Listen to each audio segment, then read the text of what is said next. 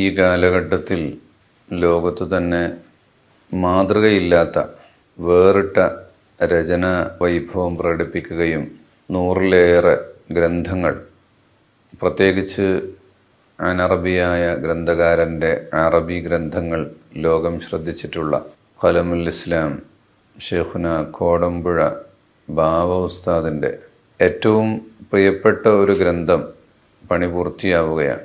ലോകപ്രശസ്തമായ തഫ്സീറുൽ ജലാലൈൻ, ഇമാം സുയൂത്തി, ഇമാം മഹല്ലി രണ്ടുപേരും വിശുദ്ധ ഇസ്ലാമിൻ്റെ അഖീദയും ദീനിൻ്റെ കൃത്യമായ നിയമങ്ങളും വിശുദ്ധ ഖുർആൻ്റെ വെളിച്ചത്തിൽ വിശുദ്ധ ഖുർആൻ്റെ അർത്ഥം മനസ്സിലാക്കി കൊടുക്കുന്നതിന് ഏറ്റവും ഹ്രസ്വമായ രൂപത്തിൽ രചിച്ചിട്ടുള്ള തഫ്സീർ പഠനത്തിൻ്റെ തുടക്കത്തിന് ലോകത്ത് മുഴുവനും ഉപയോഗിച്ചു വരുന്ന തഫ്സീറുൽ ജലാലൈൻ പാരായണം ചെയ്യുന്നവർക്ക് അതിനുകൂടെ നിരവധി തഫ്സീർ കിതാബുകൾ നോക്കുന്നതിന് പകരം ഒരൊറ്റ കിതാബ് പാരായണത്തിലൂടെ സാധ്യമാക്കുന്ന രീതിയിൽ തൈസീർ എന്ന പേരിൽ ബാബ ഉസ്താദ് രചിച്ച 30 വാള്യമുള്ള ഗ്രന്ഥത്തിൻ്റെ അവസാന വാള്യം പ്രകാശനവും 30 വാള്യവും സമർപ്പിക്കുകയും ചെയ്യുന്ന അതിമഹത്തായ അഭിമാനകരമായ പ്രോഗ്രാമാണ് ഈ വരുന്ന ഡിസംബർ 8 കോടമ്പുഴ വാദി ഇർഫാനിൽ നടക്കാൻ പോകുന്നത്.